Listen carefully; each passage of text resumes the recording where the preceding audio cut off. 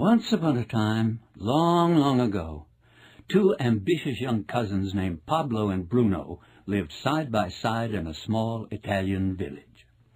The young men were best buddies and big dreamers. They would talk endlessly about how someday, some way, they would become the richest men in the village. They were both bright and hard-working.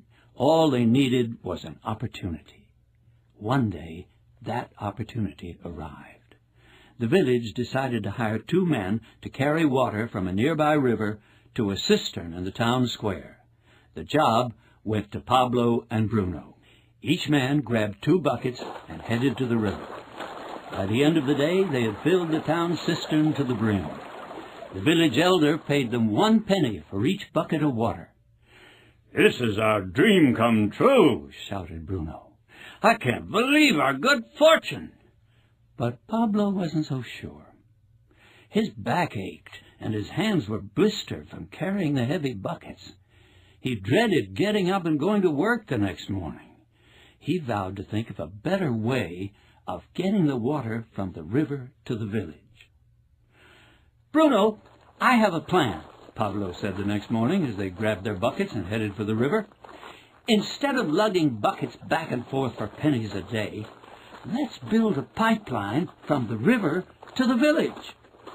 Bruno stopped dead in his tracks. "A pipeline? Who ever heard of such a thing?" Bruno shouted. "We've got a great job, Pablo. I can carry 100 buckets a day. At a penny a bucket, that's $1 a day. I'm rich. By the end of the week, I can buy a new pair of shoes. By the end of the month, a cow. By the end of 6 months, I can build a new hut. We have the best job in town. We have weekends off and 2 weeks paid vacation every year. We're set for life. Get out of here with your pipeline." But Pablo was not easily discouraged.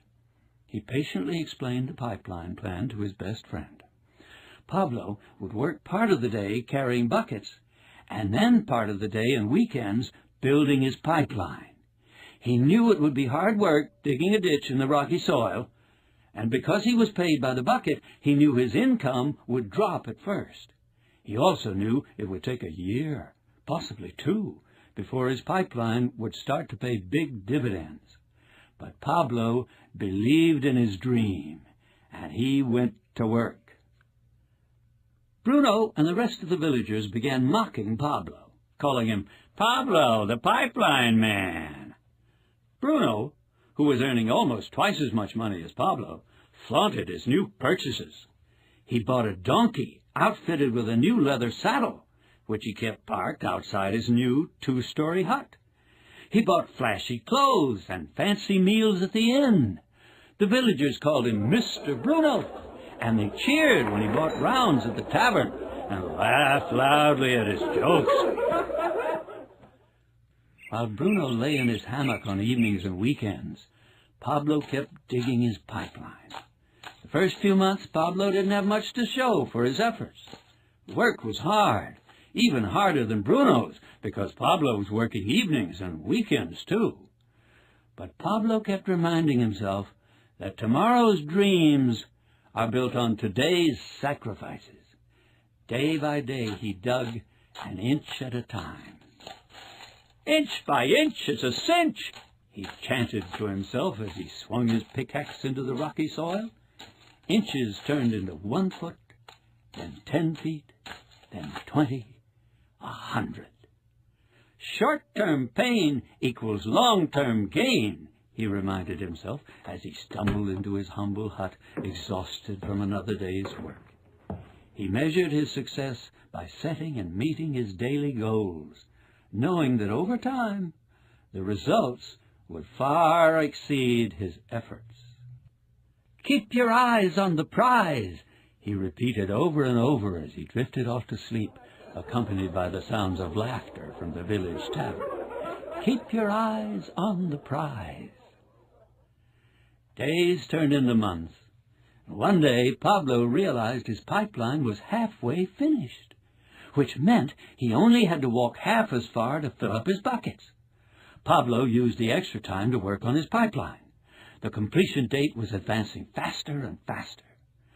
During his rest breaks, Pablo watched his old friend Bruno lug buckets. Bruno's shoulders were more stooped than ever. He was hunched in pain, his steps slowed by the daily grind. Bruno was angry and sullen, resenting the fact that he was doomed to carry buckets day in and day out for the rest of his life. He began spending less time in his hammock and more time in the tavern. When the tavern patrons saw Bruno coming, they'd whisper, "Here comes Bruno, the bucket man." They'd giggle when the town drunk mimicked Bruno's stooped posture and shuffling gait.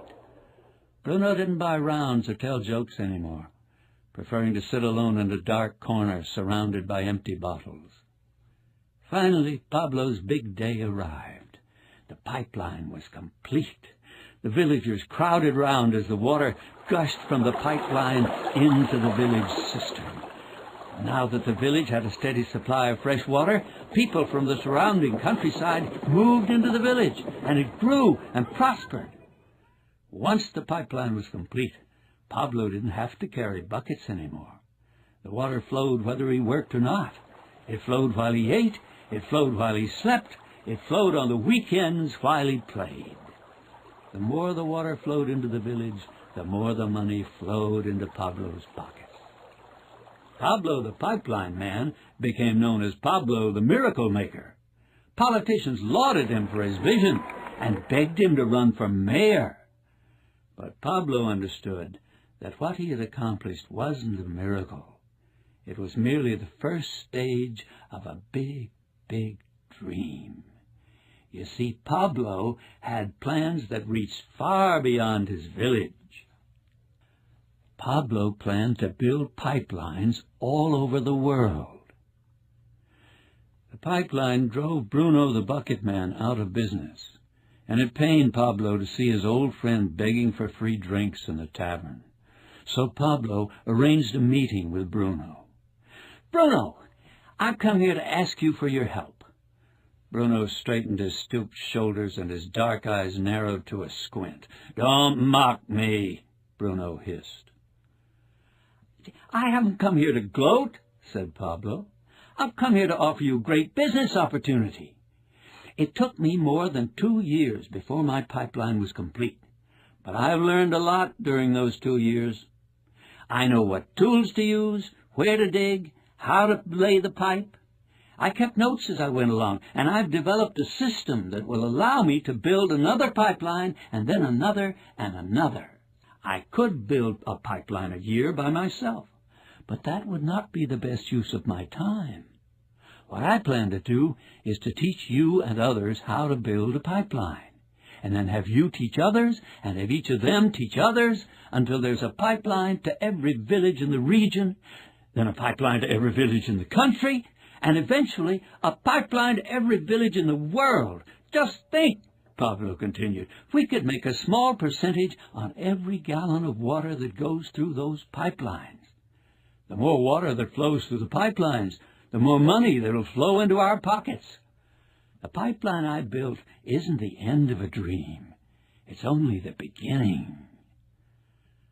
Bruno finally saw the big picture. He smiled and extended his calloused hand to his old friend. They shook hands and then hugged like long-lost brothers. Years passed. Pablo and Bruno had long since retired. Their worldwide pipeline business was still pumping millions of dollars a year into their bank accounts.